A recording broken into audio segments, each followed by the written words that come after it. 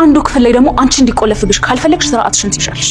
እያስፈራራሽ ነው? አዎ። እናቴ አሁን እዛ ቤት ብቻዋን ናት? አዎ፣ ግን ደህና ናት። አይረባትም፣ አይጠማትም። ትሁት ምንድን ነው ያስፈራሽ? ናቲ፣ አንተ እናትህን ካገኘህ አባቴ ያለ ርህራሄ ያጠፋቸዋል። በዛ ላይ በስማችሁ ምንም ነገር የለም። በሱ ስም የለም? አዎ ናቲ፣ ሁሉንም በሷ ስም አድርጎታል። እንደ አጋጣሚ ማንም ከሌለ ግን እናትህን ታያታለህ።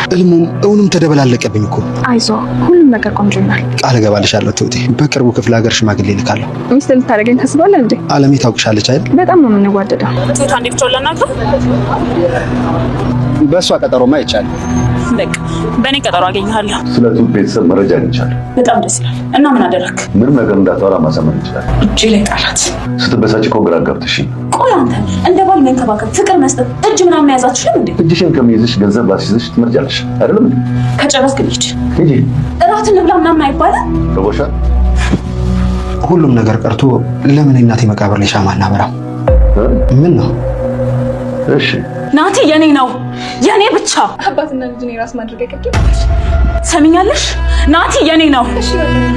እጅሽን ያዘሽ እኮ ያዘኝ እንደ ያዘኝ። እኔ ብላ ምንድን ነው? አልተኛሽም እንዴ? ነገ በጠዋት አይደል የምትነሹ? አተኝም? የምታደርጉትን ነገር በአግባቡ አድርጉት። ትሁቴ በቃ ተኝ፣ ደህና ደሪ። እኔንም እጄን እንደሰፋ ነው ባልሽ ይሳምሽ።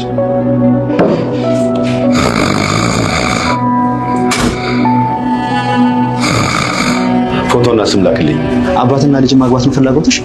አይደለም፣ አንተም ማግባት ነው የምፈልገው። አንድ አይኗን ሊያውሽ ናቲ እባክህን። እሷም እኮ አይነህ ማየት ናፍቃለች። ግን ናትዬ በእናትህ ነገር አይበላሽ። ልጆች አልመሸም? ልክ ነህ አባይ። ደህና ደሩ። በቃ ልተኛል። ልጅሽ ማርከን ደህና ናት? አቶ ገዛኸኝ ትሁትን ቲና ልክ በልጇ እንደምታስፈራራት ሁሉ አሁንም አቶ ገዛኸኝ ስለ ቤተሰቦቿ አጣርተው ስለደረሱበት አቶ ገዛኸኝ ትሁትን ልጅሽ ደህና ናት ወይ በሚል ጥያቄ ሲያቀርቡ የትሁት ድንጋጤ በቁማ እቃውን እንዲትለቅ አድርጓታል። እጅግም ደንግጣለች። አይኗም ፈጧል። ትሁቴ በምትወዳት ልጇ ለእሷ ስትል የምትንከራተትላት በልጇ መጥቷል። አቶ ገዛኸኝ ናቲን እናቱ እንዳለች እንደነገረቻት ያወቀ ይመስላል። አቶ ገዛኸኝ ሲያወሩ ናቲና ትሁት ሲያዳመጣቸው ስለቆየ ወደ አሁኑ ልጆች ደህና ናችሁ በማለት ወደፊታቸው መጥቶ ሊቀን ካለ በኋላ ትሁት ወደ ኪችን ስትሄድ ተከትሏት ሄዶ የልጇን ስም ጠራ። ትሁት እጅግ ደነገጠች። በጣም ያሳዝናል በእውነቱ። ትሁቴ በፊትም ቲና እንደዚሁ በልጇ ታስፈራራት፣ ትዝትባትና ታሳቀቃት ነበረ። በልጇ ስለመጡ ደግሞ አሁን ትሁት እርግጠኛ ለናቲ እናቱንና ወደ እሱ ያለውን መቀራረብ ማቆሟ ግድ ይላታል። ለማቆም ትገደዳለች። ሰላም ጤና ይስጥልኝ። ጉድና የተከበራችሁ በመላው ዓለም ያላችሁ ኢትዮጵያውያን ኤርትራውያን እግዚአብሔር ይመስገን ደህና ነኝ። ትሁት ድራማ ክፍል 89 አብረን እናያለን። የባለፈው ክፍል ትሁት ለናቲ እናቱ ያለችበትን ክፍል እያሳየችው በእጇ እየጠቆመች እያለ አቶ ገዛኸኝና ቤቲ መተው ወደ አሁኑ ነበር ያለቀው ቪዲዮ። ቀጣዩን ክፍል አብረን ነኝ። ቀጣዩ ክፍል አቶ ገዛኸኝ ልጆች ደህና ናችሁ ሲሉ ትሁት ደህና ነን ቁርስ ደርሷል ያቅርብ በምትልበት ሰዓት ቤቲ ምንድነው ቀደም የምትዩ ትል ነበር። ናቲም ምንድነው ምንም አላለችም እኮ በይ ትሁት በቃ ቁርሱን አቅርቢልን ይሉ ነበር አቶ ገዛኸኝ። ቀጣዩ ቤቲ ትሁትን ከእኔ ምንድን ነው የምትፈልጊው ትል ነበር። ትሁትም ቢቻል አንድ ነገር ማድረግ እሱም ይህንን ቤት መልቀቅ ትል ነበር። እኔ እኮ አቶ ገዛኸኝ እምቢ አለ እንጂ እኔም የምፈልገው እሱን ነበር ትል ነበረ ቤቲ። ሞ ሚስጥር ይዘሻል ትል ነበረ ቤቲ። ሚስጥሩን እኔ ለማንም አልናገርም፣ ግን ከዚህ ቤት ምን ጎደለብሽ ትል ነበረ ቤቲ። የጎደለብኝ ነገር የለም፣ ግን ደግሞ እዚህ ቤት ካለው አስደናቂ ታሪካችሁ በስተጀርባ ደግሞ የአንቺ ጭቅጭቅ ሰለቸኝ ራት ነበር ትሁት። ቤቲም አንዱ ክፍል ላይ አንቺ እንዲቆልፍብሽ ካልፈለግሽ አርፈሽ ትቀመጫለሽ ትላት ነበር። ትሁትም ለባልሽ ያለውን ነገር ነግሬው መፍትሄ እንዲመጣ አደርጋለሁ ትል ነበር። ትሁት ከዚህም በፊት እና አባባን ከችግር አድናለሁ ብላ ራሷን በተደጋጋሚ ችግር ውስጥ ስትከት የነበረችው ትሁት አሁንም ደግሞ አለሜንና ልጇን ለማገናኘት ነገር ግን በችኮላ ሳይሆን በእርጋታ ነገሮች እንዳይበላሹ እያለች እነሱን ለማስደሰት ስትል ራሷን ችግር ውስጥ ከተተች። ከዚህ በፊት ትና ቤተሰቦቿን ያለውን ነገር አጣርታ ልጅ እንዳላት ስታውቅ በልጇ ስትዝትባት እንደነበረ ሁሉ አሁንም አቶ ገዛኸኝ ያለውን ነገር አጣርቶ ቤተሰቧን የት እንዳሉና ልጅ እንዳላት ካጣራ በኋላ የልጇን ስም ስላነሳ ትሁት እጅግ በጣም ደንግጣለች። አቶ ገዛኸኝ ምናልባት ካሁን በኋላ ደግሞ ልጅ ትባት ይችል ይሆናል። ምናልባትም ደግሞ ወደዛ ክፍል ድርሽ እንዳትል ሊያደርግ ይችል ይሆናል። ወይ ደግሞ አለሜን ከዛ ቦታ ሊቀይራት ይችል ይሆናል። ወይ ደግሞ አለሜ ላይ የከፋ ነገር ሊያደርስም ይችላል። እስካሁንም በመማታት ነበረ። አሁን ደግሞ ወይ ደግሞ እስከ ነፍስ ማጥፋት ሊችል ይሆናል። ምክንያቱስ የእሱ ያደረገው ወንጀል እንዳለበት ሁሉ ብዙ ህጻናት እንዳስገደለ ኤክስ ያደረገ ወተት አስገብቶ ያን ሁሉ ሚስጥር ስለያዘች አለሜ እሷን ሊያጠፋም ይችል ይሆናል። ወይ ትሁትም ደግሞ እየዛተባት ወይ ደግሞ ቦታም ሊቀይር እሱ ደግሞ እንግዲህ በጣም አስቸጋሪ ነገር ውስጥ ነው ያለችው ትሁቴ። ትሁት በተደጋጋሚ ለናቲ ካልተጠነቀቅ ትዕግስት ካጠህና የምትቸኩል ከሆነ እናትህን ሊያሳጣህ ይችላል ብላ ደጋግማ ነግራው ነበር። ገዛኸኝ አሁን አለሜ የነበረውን ሚስጥር ሁሉ ስትስትበት እንደነበረ በፍጹም ህፃናቶች ማለቅ የለባቸውም ይሄንን ስራ ከምትሰራ እኔ ሙቼ ነው ቁም እያለች ስታወራው እንደነበረ ሁሉ ያንን ሁላ ሲያስታውስ ነበር እና አሁን አለሜን ሊያጠፋት ይችል ይሆናል። ወይ ደግሞ ቦታ ሊቀይራት ይችላል። አርቆ ትሁትም የማታገኝበት ቦታ ሊያደርጋት ይችላል። ወይ ደግሞ በህይወቷ ሊፈርድ ይችላል። አስቀያሚ ስራ ትስራ እያለችው የነበረውን አለም ያን ሁሉ እያስታወሰ ነበር። እናቱ ገዛኸኝ ትሁት እናቴን አይኗን ማየት አለብኝ ሲል እሷም አይንህን ማየት ትፈልጋለች። ነገር ግን እንደዚህ መሆን የለበትም፣ መቸኮል የለብህም፣ ነገሮች ይበላሻሉ እያለች ስታረጋጋው አቶ ገዛኸኝ አዳምጧል። ናቲም ለአባቱ ለአቶ ገዛኸኝ ሁሉም ነገር ቀርቶ እናቴ መቃብር ላይ ለምን ሻማ እናበራም በማለት ጥያቄ ሲያቀርብ አቶ ገዛኸኝ ይደነግጣሉ። ምን ነው ችግር አለ እንዴ በሚል ሰዓት ናቲ ችግር የለውም በቃ አብረን እንሄዳለን። ፎቆ የእናቴ መቃብር ቦታው ጠፋብኝ ብዬ አንተን አስቀየምኩ አይደል አባዬ ይል ነበር ናቲ። ፎ ስለበሳጨኝ ነው እንጂ መቃብሯ ቦታው ላይ አለ አንተ ስለጠፋብህ ነው ይሉ ነበር አቶ ገዛኸኝ። ነው የምንሄደው ይል ነበረ ናቲ። ይህን 4 ቀን ቢዚ ስለሆንኩኝ ከዛ በኋላ እንሄዳለን ይላሉ አቶ ገዛኸኝ። ወይ ደግሞ የውሸት ሐውልት ሊያሰሩ ይሆናል። ናቲ ቤት ስደውልለት ሰፈራችን ያለው አካባቢ ካፌ ነኝ ብቻህን ነው ወይ የሚል ጥያቄ ያቀረበች ይመስላል። ብቻዬን አይደለሁም ውድና ትልቅ እንግዳ አብሮ አጠገብ ያለ እና አስተዋውቅሻለሁ ይላት ነበር ናቲ። ትሁቴም ናቲ ምን ነክቶህ ነው ትል ነበር። ምንም አልነካኝም፣ አረ ናቲ እኔን እኮ ነው የምታገበግበኝ ትል ነበረ ትሁት። እንደውም እንደዚህ ማሳረር ነው ምን አገባት ያላት ነበረ። ይህም በቃውን ስለሷ ማውራት እና ምን ማድረግ እንዳለብን እናውራ፣ እናቴ ከዛ ቤት መውጣት አለባት ይል ነበረ። ከዛ ቤት ወጥታ የት ትገባለች ትል ነበር ትሁቴ። እንዴ እኔ እኮ ቤት አለኝ ቤቴ ወስዳታለሁ አብረን ሁላችንም እንሄዳለን ይል ነበረ ናቲ። ሰውዬው እኮ በጣም ጎድቷታል። የድሮዋን አለሜን እናት ልታገኛት አትችልም። ነገር ግን ትንሽ ከታገስክ የተሻለችዋን አለሜን ልታገኛት ትችላለህ።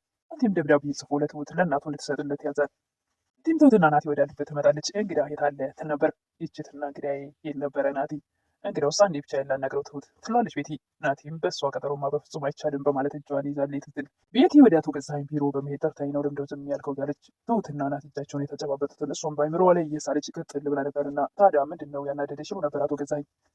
የትሁትን ቤተሰቦች መረጃ አግኝቻለሁ ይል ነበር አቶ ገዛኸኝ።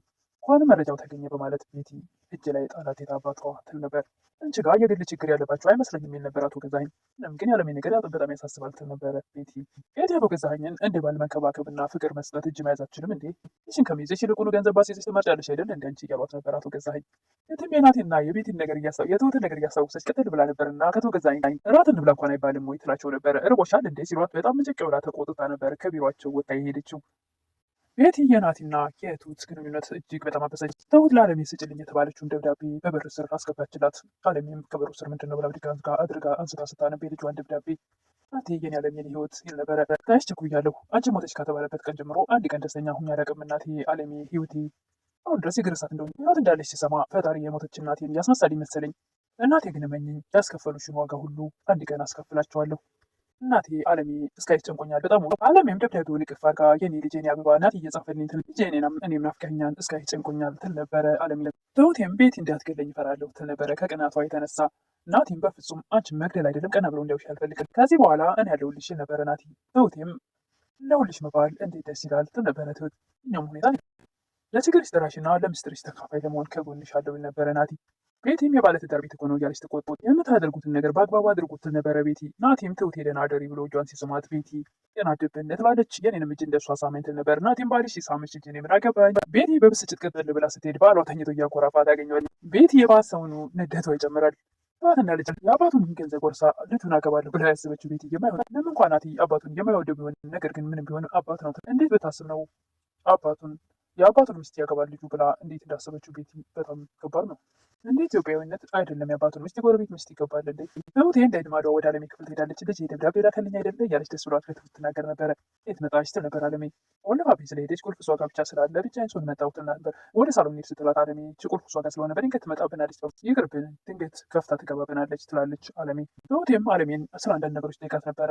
ብዙ ነገሮች ነበሩ። ነገር ግን የመጨረሻው ቀን ከስራ ወደ ቤት ስመለስ ወደ መኝታ ቤት ከፍቼ ስገባ ቤቲና ገዛኸኝ በአልጋዬ ላይ ተቀምጠው ሳገኝ ከፍቼ እንዳላየው ወደኋላ ስመለስ ተከትሎኝ ይመጣል።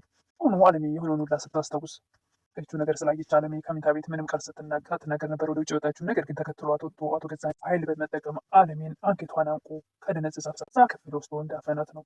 ጨርሶ ቀን ይሄ ነበር ትላለች። ቀን በኋላ ማስታውሰው ይህን ክፍልና የዚህ ክፍል ስቃይ ብቻ ነው ትል ነበር አለሜ። ቤቲ ግን ከዛም በፊት የማይተሳ ታውቂያለሽ ትል ነበር ትሁት። ቤቲ በተለያየ አጋጣሚ ከሱ አጠገብ አልጠፋም ነበር አለሜ።